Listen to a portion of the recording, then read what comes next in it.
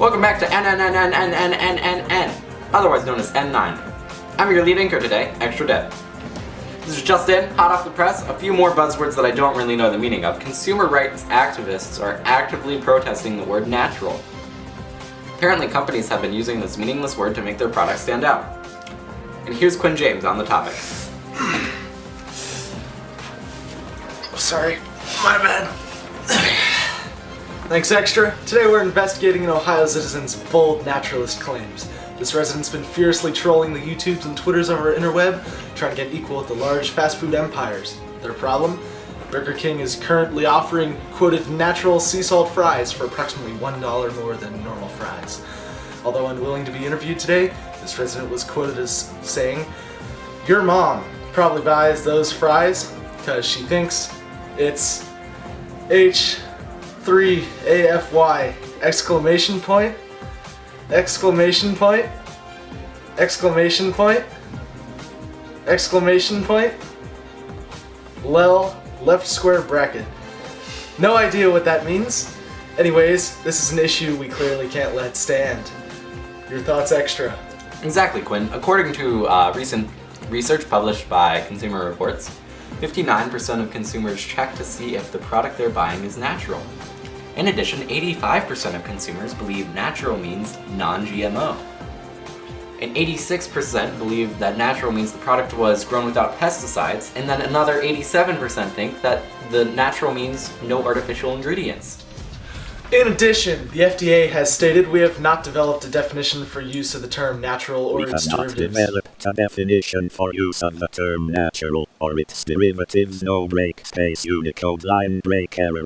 Direct quote there. This is truly a misleading name. Going a little bit closer to the house is our disposable field reporter, Vlad Lennon. To you, Vlad. Oh, we're rolling? Oh, okay. Okay, Quinn, I'm here about 15 feet away from the house, and I'm trying to lure out the local resident so we can have a talk with him. Well, you see here, we have a bag labeled chips. And over here, we have a bag labeled natural chips. Now, let's look at the ingredients and compare. Hey, look at that. There's no difference between them at all. Well, I think I'm going to eat the natural ones anyways, just because I think they're healthier, even though they're more expensive. That was delicious. You frickin' hippie sheep. We, the major food and beverage corporations of America, are changing our definitions for the food terms. Natural used to mean healthy, now it means exactly the same, but more expensive. Ugh, I bet people like you like West Side Story while eating your wonderful little kale chips. I'm actually wearing a West Side Story shirt right now. We are being led like sheep to the all-natural slaughterhouses, and we aren't doing anything about it. Ugh.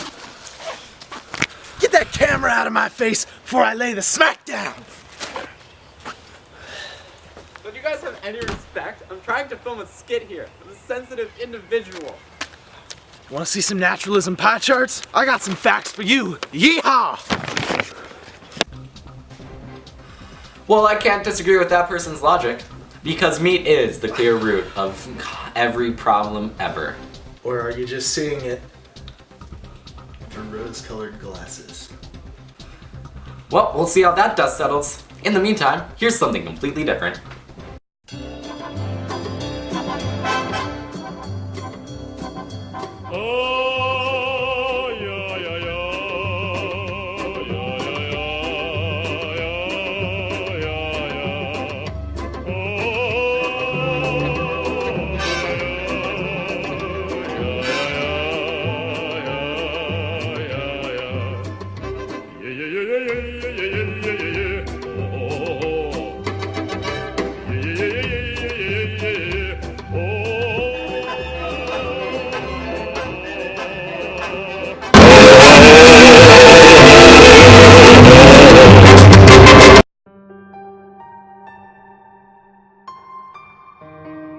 The Mexican-American War was one of the most infamously unneeded wars in American history.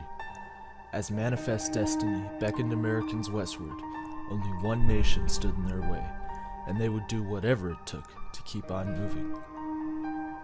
After refusing a purchase offer, a small border dispute soon escalated into a full-scale war, ending with over 38,000 deaths and Mexico giving up over half their land. This program will take a deeper look into what happened during, before, and after the Mexican-American War.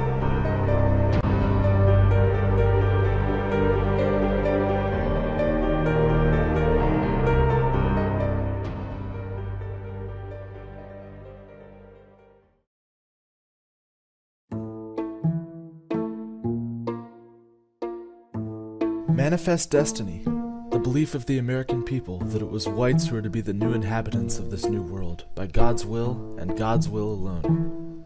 Westward expansion was unstoppable, as they were being backed by God. This same belief would push white American settlers into the Mexican-owned Texas in the 1830s. After not agreeing with Mexican rule, United States settlers rose up against the government and declared war against Mexico. After a long series of battles, the Republic of Texas declared independence from the Republic of Mexico on March 2nd, 1836. At the time, the majority of Texans favored annexation by the United States, as opposed to independent rule as their own nation. However, in the United States, due to the need to keep the Senate balanced in number of slave and free states, Texas was voted not to be annexed, time and time again. After 10 years, the territory was finally admitted to the United States as a slave state. This action promptly caused Mexico to break off diplomatic relations with the United States, but the settlers were restless and still wanted to go westward, right through Mexico. This map shows the borders of the time. U.S. settlers were moving westward into Mexican government-owned territory. U.S. eyes were on California, and more specifically, the port of San Francisco. This town was the gateway to the Pacific trade market, and the U.S. wanted in, as for decades the British had an iron grip on the Atlantic, and the U.S. sought to control the Pacific. In November 1845, President Polk sent John Slidell to Mexico City with an offer to the Mexican government of $25 million to $30 million to buy the provinces of Alta California and Santa Fe de Nuevo Mexico. Mexico bluntly refused. After being unable to get his way, Polk sent General Zachary Taylor into the newly acquired Texas to intimidate the Mexicans into submission in the purchase offer. Ever since the Texan Revolution, the border between Mexico and Texas was disputed. Mexico claimed the border was as far north as the Nueces River, while Texas claimed it was as far south as the Rio Grande instead. Taylor's troops, in an effort to intimidate, marched directly into the disputed territory, setting up Fort Texas at the banks of the Rio Grande. As the Mexican army, led by Santa Anna, arrived, Taylor called for an armistice.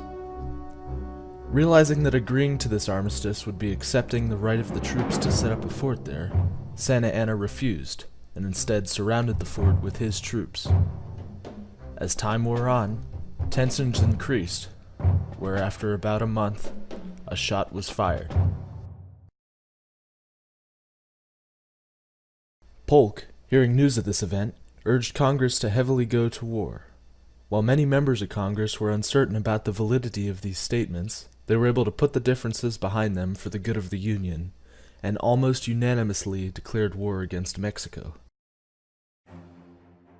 While initially Mexico had the upper hand by surrounding Fort Texas, the U.S. Army arrived with 2,400 troops and a new type of weapon dubbed flying artillery. These were artillery cannons mounted on the back of horses. This new weapon proved to be devastating to the Mexican forces, and Santa Anna issued a retreat on the first day of battle. When war was declared, the fleet commanded by General Winfield Scott sailed south to the port of Veracruz. By September, they had marched their way inland to Mexico City, taking it. Simultaneously, American forces were dispatched to California to secure the territory for Mexico and increase post-war benefits for the United States. With the help of the Californians, the Bear Flag Revolt was a total success, and California became an independent nation.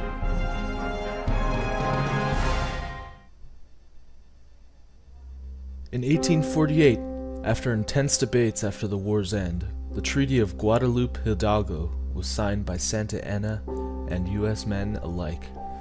This treaty gave the U.S. most of current-day Arizona, Colorado, New Mexico, Utah, Nevada, and California. Mexico also agreed to set the Texan border to the Rio Grande and recede all claims over Texas. In return, the U.S. paid $15 million to the Mexico government, over $400 million in current-day money. Overall, the war was a complete success. However, many doubted the ethicality and severity of the actions taken against the Mexicans by the United States military. The new territories opened up direct routes to California and allowed the U.S. to secure a hold on the Pacific trade market. California, slightly later, was admitted as a free state to balance the discrepancy created by Texas being a slave state. Mexican citizens in U.S. territories were given no special benefits and were commonly persecuted by white settlers.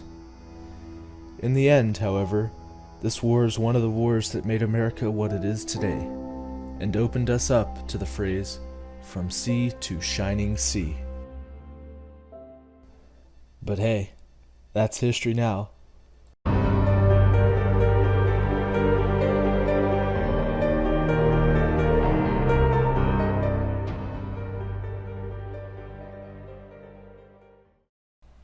Hey guys, today we're going to be talking about John Quincy Adams, being presented to you by Quincy James.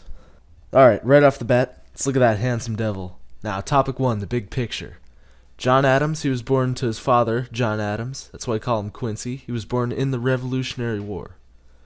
Number 2, he studied abroad for about a decade with his father, and that really helped him to get involved with foreign leaders. Later in life, his studying at Harvard prepared him for actual political work. He studied privately. Part D, his early career work in the government would lead him to a Secretary of State position under Monroe. His Secretary of State position would eventually lead him to the presidency in the election of 1824, which we're going to talk about. It was a fierce election. During that election, the corrupt bargain was spread by Jackson. During his presidency, Adam creates the American system, and then lastly, he retired and then died, which happens to most people, if you can retire. Alright, next slide. Alright, so what was really significant about Adams' childhood besides his hair? Well, he was born in Braintree, Massachusetts, July 11th, 1767. So he would have been around 10-ish when the Declaration of Independence was signed. Now, this would make him just the right age to have experienced all the revolutionary activities that occurred during the war and just really get involved with the revolution. He kept a diary, and this diary that he kept through old age, and it's one of the most accurate first-hand accounts that we have of the time period. So this whole time he's growing up, he's writing stuff down in this diary, and that's how we know most of what happened during this revolution. Alright, so 1776, the revolution starts. John Adams, his father, just hightails it out of there, 1778, but he takes his son with him, and he's officially an ambassador to various foreign countries while the revolution's going on. John Quincy Adams, he gets many experiences while he's trailing his father. 1778 to 1779, he's in France. 1780 to 1782, Netherlands. And then from 1783 to 1804, they're just in various locations like Germany, Prussia, and they just go all over. And this experience, it really provided him some advantages over other politicians growing up, because he had first-hand knowledge of the inner workings of various other European powers. This experience also allowed him to become fluent in French, Dutch, and German. So this really gave him an advantage in later positions, such as Secretary of State, because he had pre-existing bonds with these people. Next slide. So, after John Adams Sr. and John Adams Jr. get back from their travels around the world, John Adams Sr., being the modest man he is, sends Quincy to Harvard University, of all places. Now, Quincy was in the class of 1787, and from Harvard he got a Bachelor's of Arts degree. Now, this wasn't political back then. Harvard was more known as a fine arts school. So as such, he became fluent in Greek and Latin and learned a lot of writing and reading. After that, to learn law, he transferred to a private study under Theophilus Parsons. Now, this guy was like one of the most well-renowned judges in Massachusetts. He was actually on the Massachusetts Supreme Court. Quincy studied under this guy for a while, for 2 years, and once he finished studying with this guy, he was able to get his Master of Arts degree from Harvard after taking a test. So after he got his master's at Harvard, Quincy decided, you know what? It's time to get me some jobs. So during Washington's presidency, since he had all that overseas experience, Washington just sent him to the Netherlands. Decided, hey, you can be the minister to this place and run back and forth between the states, transferring documents to our ambassador over there. So Quincy did that for a few years, but then 1802 he decided, you know what, I want to be an attorney. Didn't really work out for him that well, as he never got any cases, but he got elected to the Massachusetts State Senate from 1802 to 1808. After that, he's like, you know what, I'll go teach in Harvard. That'll be for me. He taught neoclassicalism until 1809, so like 1 year there. He's like, nah, this isn't right. After that, he decides, you know what, I'll be a minister again. Goes to Russia and transfers documents again until 1814, where he went to France and helped secure a U.S. alliance with Napoleon. So after that, it turns out the U.S. got themselves in a bit of a war with Britain in 1812, and they're like, you know what, we need you to go over there quickly and try and diplomatically stop this war. So Quincy rushes over there, and he negotiates the Treaty of Ghent, which stops the fighting in 1814. It was a kind of a clutch move, but one that paid off in the future. So this dude named James Monroe gets elected to president in 1817, and he's like, you know what, Quincy, you did good with this Treaty of Ghent, so I'm just going to let you be Secretary of State. And he goes, why don't we just get the Adams-Onis Treaty, huh? We can get Florida ceded to the United States and set the Spanish border, because Spain wasn't really doing anything with Florida. Why not get some territory from it? After that, Treaty of 1818. It sets the U.S. northern border to 49 degrees latitude and allows for joint occupation of Oregon. And then after that, Monroe Doctrine. He writes it for President James Monroe, who reads it, and it says that anyone in Europe who tries to retake their colonies, such as Spain might do to Mexico, said the U.S. is going to mess with them, not allow them to do it. Because of these three things, he's pretty much regarded as the best Secretary of State ever. Like, did Hillary Clinton do this stuff? Nah. Alright, 1824 election rolls around. There's 4 candidates. Quincy decides, I want to take a shot at this. He's got total support from New England and a huge political experience, but there's 3 other competitors, and people are pretty much split. So some other candidates are John C. Calhoun, who was supported by Southern people mostly, and he wanted a war against Britain. Then Henry Clay, who's also known as the Great Compromiser because he wanted peace with everyone. And then Jackson was just popular all around because he was the well-known general from the War of 1812 who secured St. Louis. At the end of this election, it was kind of weird. So the popular vote overwhelmingly went to Jackson. But Adams and Jackson had about equal electoral votes, but no one had the 131 required to win. So by custom, it went to the House of Representatives. Now, the leader of the House at this time was Henry Clay, who it might seem like a conflict of interest, but there was no way he was going to win, so he just dropped out. And Jackson claimed that at this point, Clay went up to Adams, and he's like, "Hey, I'll let you win this election if you let me become Secretary of State." So the House ends up voting in Adams against Jackson's majority, and people are outraged. And then when Adams appoints Clay for Secretary of State, they're like, something's going on here.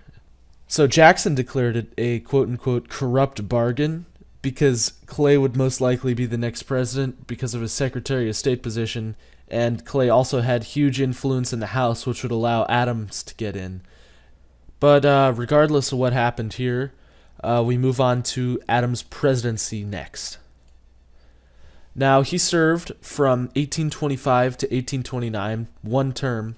However, during that one term, he did quite a few things. So first of all, as you can see by this map on the right, he created the American system, which was roads, canals, and ports, to make transportation easier for both people and businesses. And this would bring down shipping costs and bring up shipping reliability, allowing American businesses to thrive, even if they weren't close to a port or could easily sell to like people on the frontier and stuff. Now they could. Secondly, he created a system of national universities, so like expanded beyond the traditional Ivy League schools. These were created to spread fine arts around the nation and like diversify, and also to as like a boast to other countries to say, hey, we're educated too, we've got fine arts. After that, industrial and expansionist policies, which were he would put down harsher tariffs on foreign goods in order to help local businesses, and he would also limit the land sales of frontier land, which the government had been doing to raise revenue. He limited that so it would increase the price of land and to stop expansion. Also, national debt policies. There was still $16 million left over from the War of 1812, and he was able to reduce that down to $5 million within his term, which is a lot better than our modern presidents are able to do. So 1828 didn't go as hot for him as 1824. It was him and Jackson again, but as you can see on the right, Jackson won a sweeping majority in the electoral vote, also getting most of the southern states, while Adams was only able to get a few northern ones. This election was very, very personal. Like, it wasn't centered around politics or political practices or policies at all. It was mostly just getting newspapers to print personal insults about each other to try and sway the voting public. It got so bad they reportedly insulted Jackson's wife and accused her of bigamy. So Adams lost by like 100 electoral votes, so it was a sweeping majority for Jackson. He got really depressed, but apparently his son got even more depressed and killed himself in 1829 after his father's defeat. So after this election, Adams was really depressed, and he went and became reclusive. And pretty much for the rest of his life, just stayed in his house, wasn't active in any political groups. He was just a recluse. And Adams decides this retirement stuff, it isn't for me. It's really boring. So he runs for Massachusetts representative and is elected to the House, his first year running. And he would continue to be repeatedly elected for 17 straight years. He was instrumental in negotiating the nullification crisis so it wouldn't tear apart the Union before the Civil War. And he was able to keep the southern states in the Union by negotiating to lower the tariffs. And then another incident came up. James Smithson, he died and left a huge amount of money to the United States government. And a bunch of senators and people were like, hey, we need this money to like build roads and stuff. But Adams was like, no, this guy wanted a museum. We're going to build a museum. So he built the Smithsonian Museum. And it's the same Smithsonian we have today. It's actually known as Smithsonian Castle. So Adams gets a stroke in 1846, and like no one thought he was going to make it, but in a year he was able to make a full recovery and rejoin Congress. But then in 1848, just because of how much he hated the Mexican-American War, they were like, should we honor the guys who fought in it? I mean, they risked their lives and everything. And people were like, yes. And he's like in the back screaming no because he hated the war so much. And screaming no so much, apparently it gave him a cerebral hemorrhage and he collapsed onto the floor. 2 days later in the hospital, he died. It's kind of poetic, isn't it? Dying for what you believe in. His His body's buried at the United First Parish Church in Quincy, Massachusetts. And yeah, people can visit his tomb and stuff. So obviously, this guy had a huge impact on America. I mean, president, he had the American system, congressman, he negotiated the nullification crisis. As a minister, he was able to make the treaty again. Like, America would probably be at war with Britain and may not have existed without this guy, because he stopped the War of 1812 and prevented future wars through neutrality. So that's about it, guys. Presentation over. If you have any questions, feel free to drop them in the Google Classroom. I'll try to answer as many as possible. Make sure to like, comment, and subscribe. This is Quincy James signing off. See you later. We're no strangers to love. You know the rules, and so do I. A full commitment's what I'm thinking of. You wouldn't get this far. I just wanna tell you how I feel.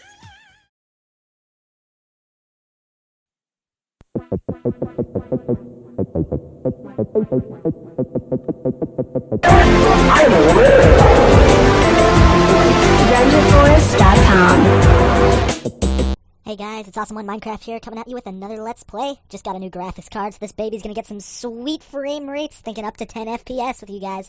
Just picked up this sweet GT420 from Gigabyte. eBay links in the description. Amazon affiliate links if you want to check out some stuff on Amazon, get me some bucks. Anyways, I'm here with my bros Jackson, Maxon, Slam, Sophia, and the Muffin Man. Say hey guys. Silence. They're enthusiastic. So today we're gonna recreate the Mexican-American War. I don't know why. I'm out of content ideas, and you guys have to do what I say because I'm famous. So we're going to build some stuff and film. I'll put the video right in here. Get ready and enjoy this full HD quality with my new GT420.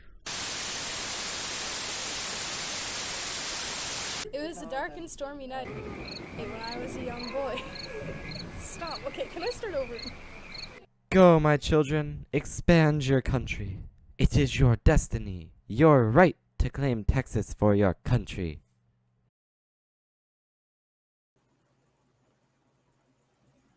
Look at all this unsettled land. I'm shocked that no one is living on it.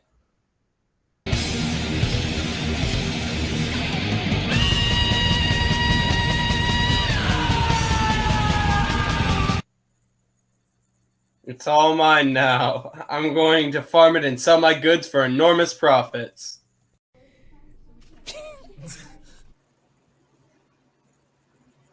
Americans, if you are helping my nation to gain much-needed population and national pride, I will let you settle here in this useless land of Texas.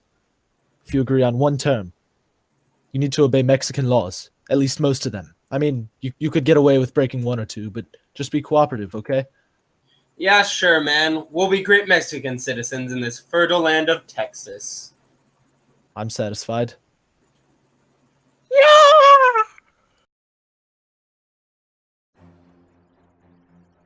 When a government has ceased to protect the lives, liberty, and property of the people, from whom its legislative powers are derived, and for the advancement of those happiness it was instituted, and far from being a guarantee for the enjoyment of those immeasurable and inalienable rights, become an instrument in the hands of evil rulers for their oppression. We therefore, the delegates, people of Texas, in solemnary convention assemble, appealing to a candid world for the necessities of our condition, do hereby resolve and declare that our political connection with the Mexican nation has forever ended, and that the people of Texas do now constitute a free, sovereign, and independent republic, and are fully invested with all the rights and attributes which properly belong to the people.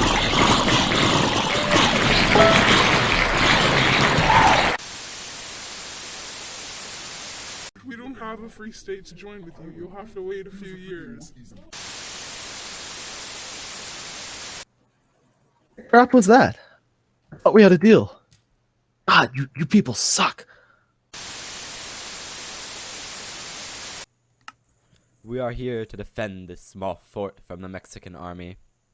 Santa Anna may want to take our independence, but we must defend it. I know you men are eager for close combat, but we must defend this wall. If Santa Anna is to break this wall, his forces will surely outnumber our measly 200. We want them to know, Heavenly Father, that we died for freedom. For they may take our lives, but they will never take our freedom. We will not let Texas go quietly into the night. Now, men, man your defensive stations.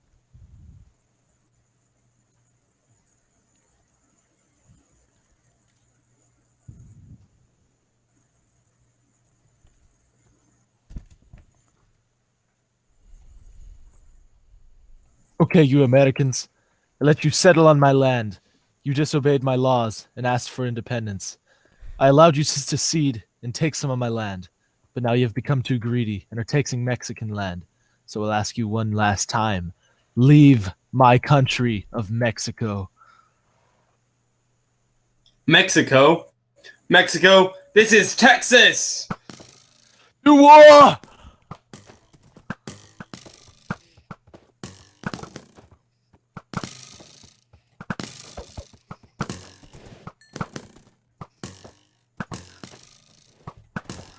Explosion noises.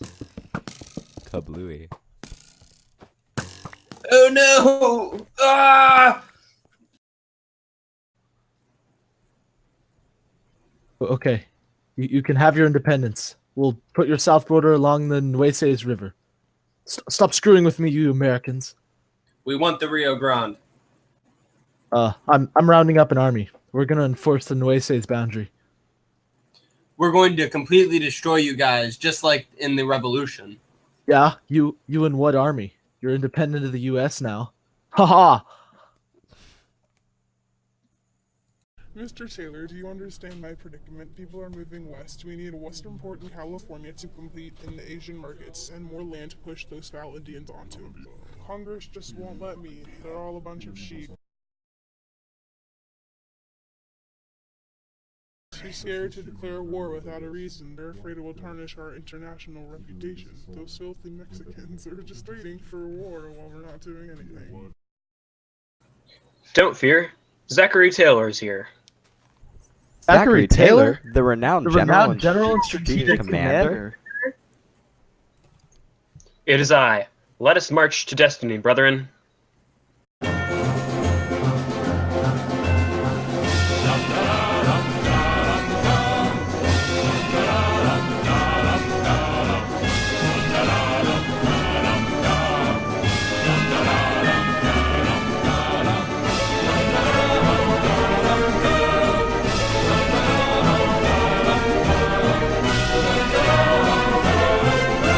Yeah, what do we do now, Zach?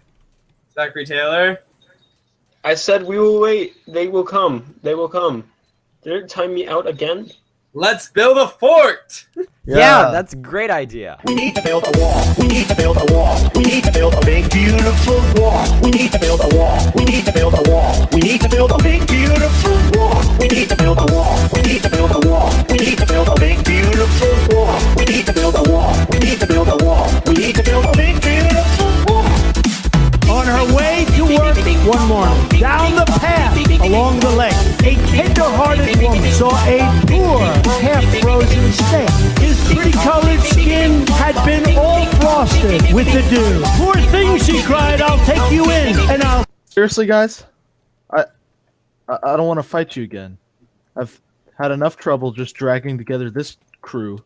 They fight like they're already dead. Seriously. We're not leaving until you give us this land. Our treaty gave Texas this land. That's why the USA is fighting for it.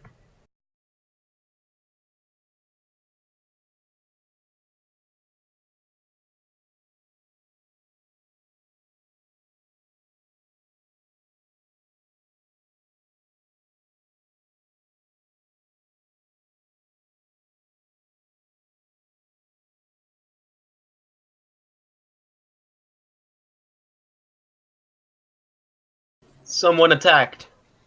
Someone attacked. Someone attacked. Someone attacked. We have congressional permission to declare war on Mexico.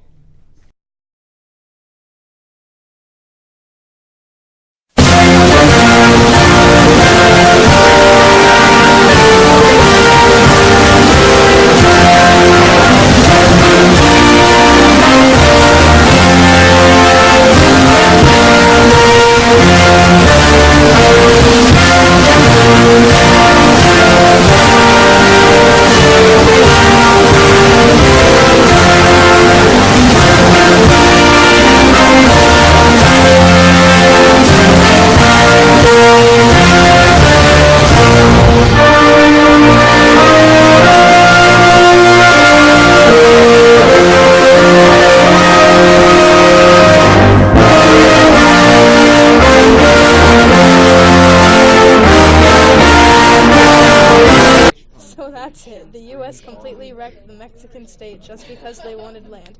They paid Mexico for the losses in the land, but annexed Texas, California, and most of modern-day Oklahoma and New Mexico. Fun video. Godspeed.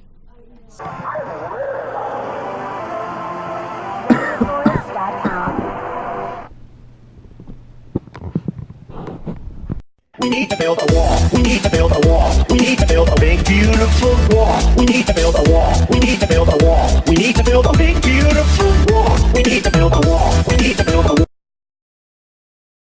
Pretty sick.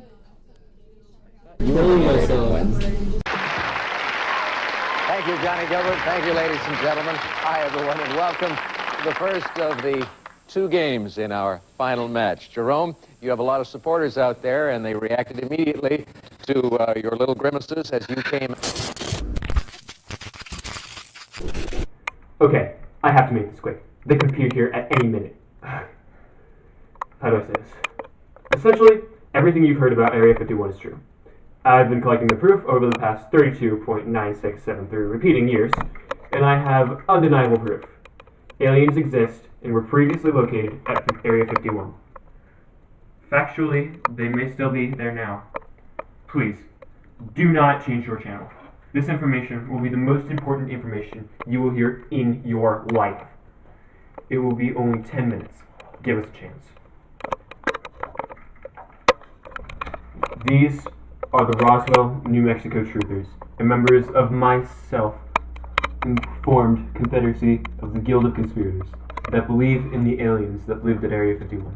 I, along with them, have seen the horrors of the government cover-up. We are going to share our stories with this primetime broadcast, and this time, they will have to listen to us. Anyways, here we go. Guys, just share your stories. We've got about 9 minutes left before they can close the connection. That's a minute and a half per person, leaving time for the footage, and in case we get to cut out, go. Hello, I was the Roswell Reverend back in 1947. Unfortunately, I was relieved of my position back in 52 when I joined this group due to my sermons, they say. I myself didn't see the impact in 47, as I was away for the Cardinal Convention that year, but I had a vision. God spoke directly to me in this moment, saying 2 words, Ezekiel 1:16. Now, if you study the Quran or something and aren't Catholic, this is a direct reference to a vision the priest Ezekiel had. It dictated a flying wheel within a wheel brought by God, a clear reference to flying saucers. This intervention points to the fact that these extraterrestrials are God himself. This conclusion was quite frightening and made me question myself, but I have faith in God's will, and have learned to accept this as my societal role ambassador to the UFOs. Hello, Francis Drake here. Francis Drake here. Francis. Billy Mays here for the Back in 1961, in direct response to Roswell crash, I developed an amazing new product, the Drake equation. I think guys said you could animate an effect on screen. Awesome. Using basic logic, if one were to find the odds that a civilization develops sentient life each year and multiply that value by the amount of years we are able to broadcast a message into space, the math shows that how many civilizations may be beaming at Earth each year. I met with many colleagues of mine and we discussed some values for my equation. We found that using extreme conservative estimates, around 7 societies may be trying to contact us every year. This contact is only beginning. Crashes like Roswell show the societies are trying to study us due to our radio inactivity. This is the golden age of contact. Help us find aliens at the hotline 555-5555.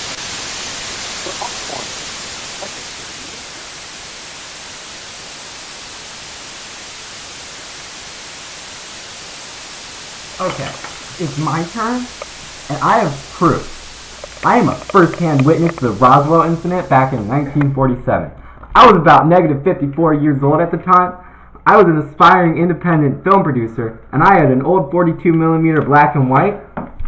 While I was filming a Blair Witch reboot in the Bitter Lake National Wildlife Refuge, I saw a large elliptical object fall from the sky. and crash into Roswell. Immediately, I saw my chance to capitalize on the opportunity. Here's footage of what I got.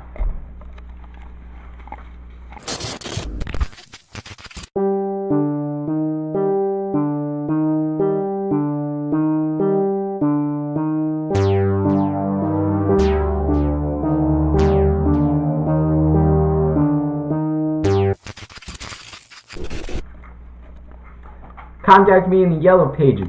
The rest of the high-quality scans are available for some substantial licensing fees. It's pretty high-quality, uncut stuff. Do we all really have to wear these masks? Like, mine is really uncomfortable.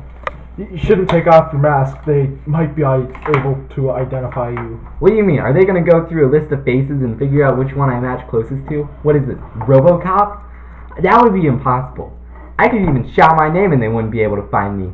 John Smith! Well, that could help narrow down the list of who to search. I mean, how many John Smiths do you think were in Roswell? What do you mean narrow down the search list? My name is super generic. Unlike yours, Alonzo Cedric Zarbs. I mean, if we were to say that name on camera, you would definitely be found by the government. I mean, seriously, how many people could be named Alonzo Cedric Zarbs? At most four, like at most. Anyways, back on topic. As I said earlier, I have found undeniable proof that aliens are at Area 51. This is a tape of Bob Lazar. He worked at Area 51 for a few decades.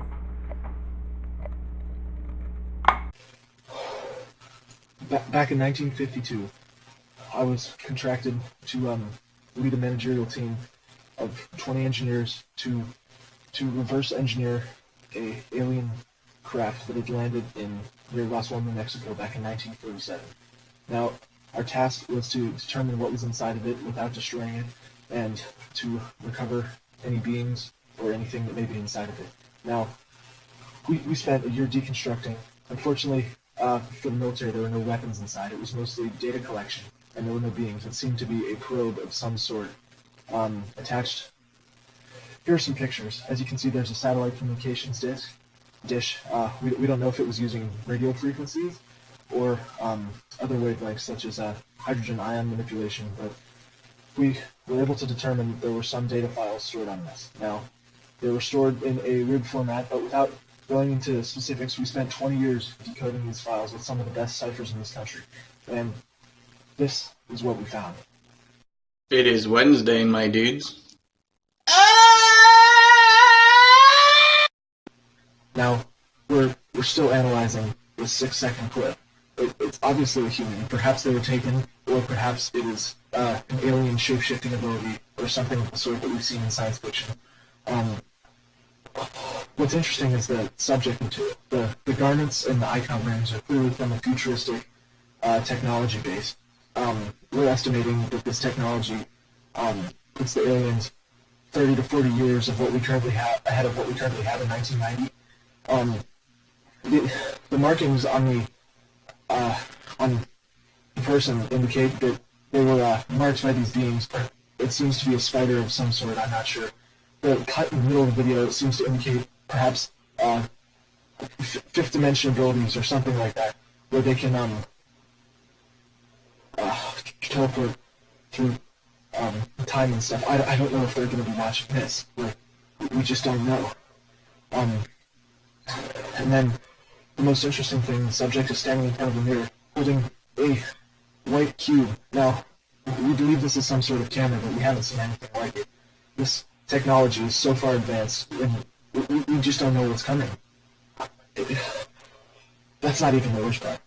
What we found after this recording was a series of data. This is our collection of proof that aliens are real.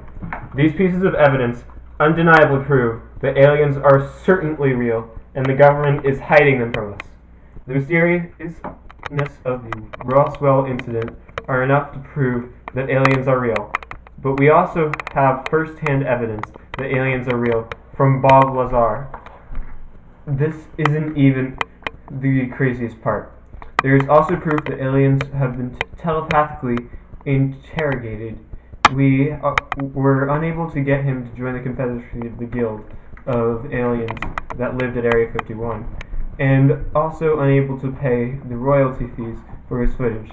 So this will be the conclusion of our show. Alonzo Cedric Zars. Is the camera still rolling? Good.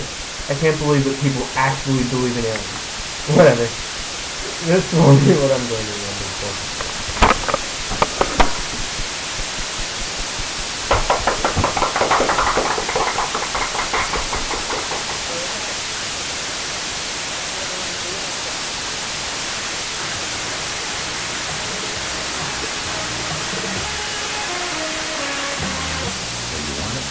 Rock and roll. The first thing you need is a new hairdo. And get a whole new style. Develop bad habits. Oh, and don't forget the music lessons. 5, 4, 3, 2.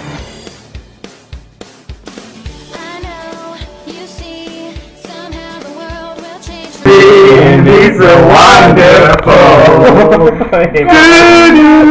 Good life, breathe it.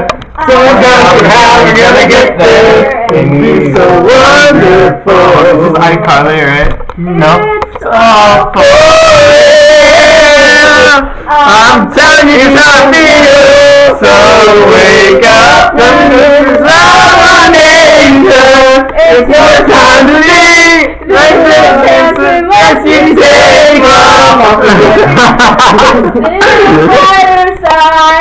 This is where the credits go.